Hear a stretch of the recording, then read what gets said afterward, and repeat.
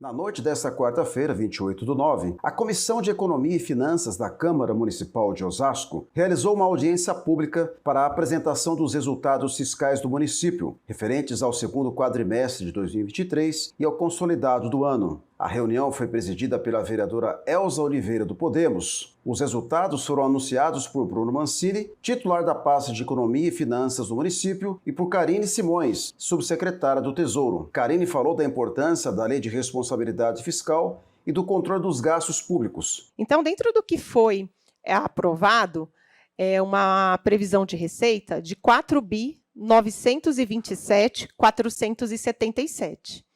Então, até o momento, ao final do segundo quadrimestre, a gente arrecadou 55% do que foi previsto, sendo 59% da receita corrente, 2.842.200, e 25 milhões de receita de capital, em torno de 25 milhões. Até o fim dos anos 90, muitos municípios tinham dificuldades em fechar as contas. Karine comentou o aumento da arrecadação da cidade, que ficou além do previsto do ano de 2023 pela Lei Orçamentária Anual. Muito desse aumento aconteceu por causa da maior arrecadação do Imposto sobre Serviços, o ISS, explicou a secretária do Tesouro. E o ISS, que ele cresce numa linha de inflação, vai em torno de 6%. Então, a gente não tem uma queda, ela não tem uma arrecadação conforme o crescimento, como o Bruno falou. Mas, de forma geral, quando alguém fala, a arrecadação diminuiu, de maneira geral, ela não diminui, ela cresce em relação ao ano seguinte, com algumas ressalvas em algumas receitas, mas a receita própria, a receita do município, ela sempre avança, ela nunca recuou, ela sempre cresce. Já as despesas foram de 3,61 bilhões para o ano de 2023, segundo a Lei Orçamentária Anual. Com isso, a cidade teve um superávit primário, receitas menos despesas correntes, de 275 bilhões. Outro dado que chamou a atenção foi a despesa com pessoal, que passou de 1,4 bilhão, contudo dentro do limite de alerta de 48,60. Osasco gastou 36,25% deste valor, cumprindo a meta estabelecida com despesa pessoal. 2/3 de um orçamento e executamos 53%. Então, aqui, mantendo todo o custeio da máquina pública, mantendo todos os contratos vigentes, todas as políticas públicas atuais, que não são poucas, como a Elza disse, que tem muito projeto bom aí. No final da audiência pública, nossa equipe de reportagem entrevistou o secretário Bruno Mancini, responsável pela Secretaria de Finanças, que fez um resumo dos valores apresentados, e conversamos também com a vereadora Elza Oliveira, que presidiu os trabalhos e destacou a transparência com que se arrecada na cidade de Osasco. Primeiro, a responsabilidade, né, que o município tem com as contas, a transparência.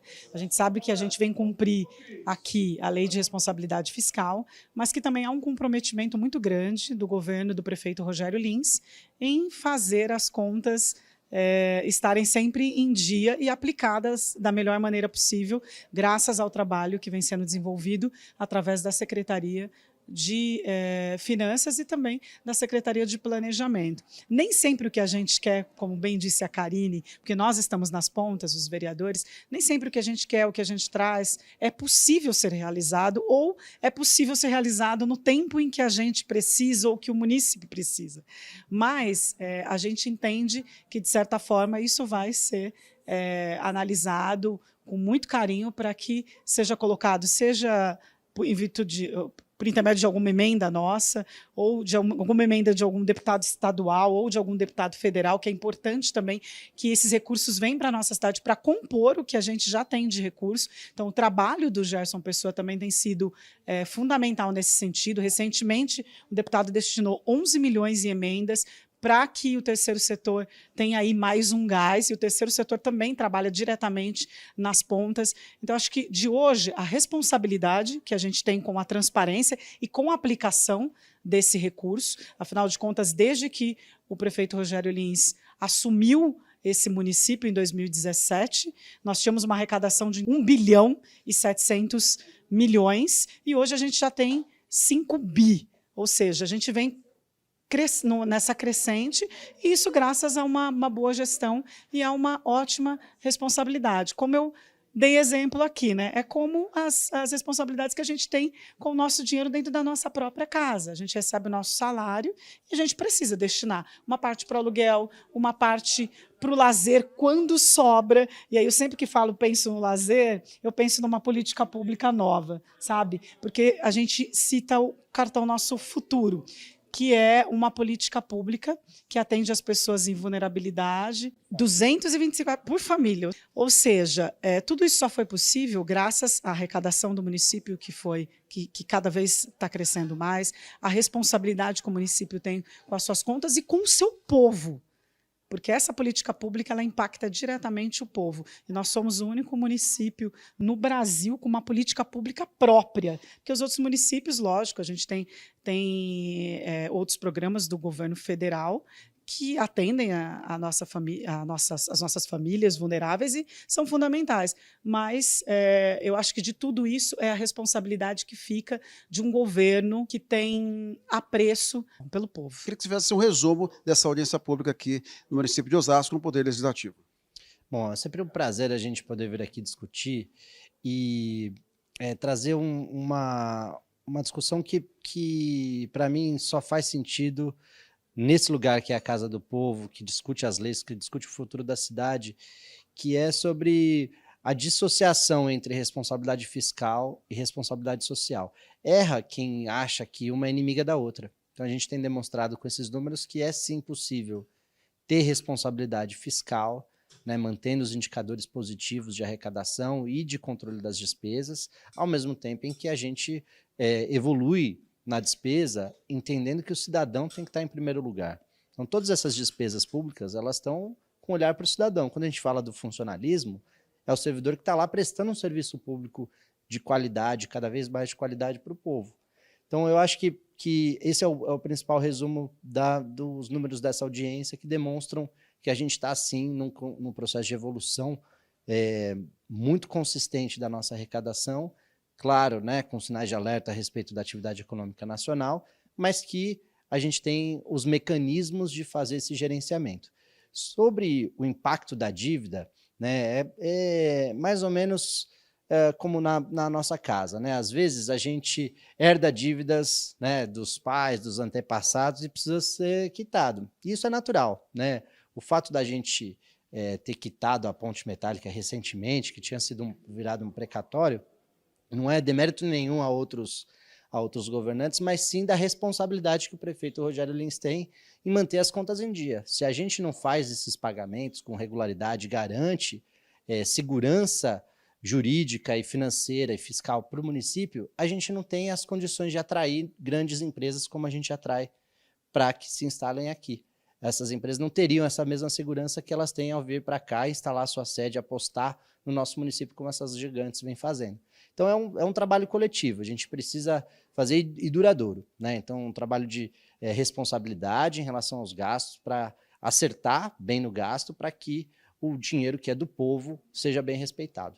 A gente tem visto que as desonerações que foram feitas no ano passado, né, especialmente ao setor de combustíveis, energia elétrica e telecomunicações, têm impactado negativamente na nossa arrecadação, e esse é o motivo de alerta para que a gente tenha a responsabilidade de não expandir o gasto como podia ser feito no passado.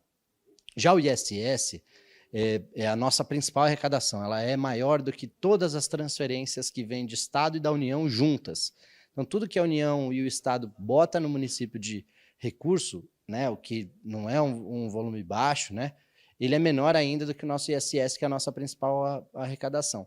Por isso é tão importante a gente lutar para que na reforma tributária a autonomia dos municípios sejam respeitadas.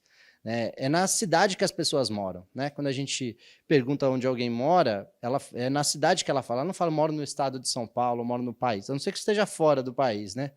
Então, nada mais justo do que ficar na cidade o recurso do imposto que é pago, e que as pessoas possam estar mais próximo de quem decide como ele vai ser aplicado. Ou seja, o Departamento de Finanças tem trabalhado com a transparência, como foi feito hoje aqui, mas principalmente mostrando à população onde o dinheiro está sendo aplicado. Qual é a próxima estratégia agora nesse... Já estamos praticamente em dezembro, né? Tem alguma métrica, alguma estratégia nesse sentido de arrecadação, ou vai ficar dentro desse parâmetro que vocês mostraram aqui? É importante a gente frisar que a gente fez uma estratégia diferente esse ano, especialmente em relação ao IPTU. Né? A gente adiou o início do recebimento do IPTU para que as pessoas pudessem ter um pouco mais de fôlego no início do ano e pudessem começar a pagar só a partir de março a primeira parcela ou quem faz o pagamento à vista.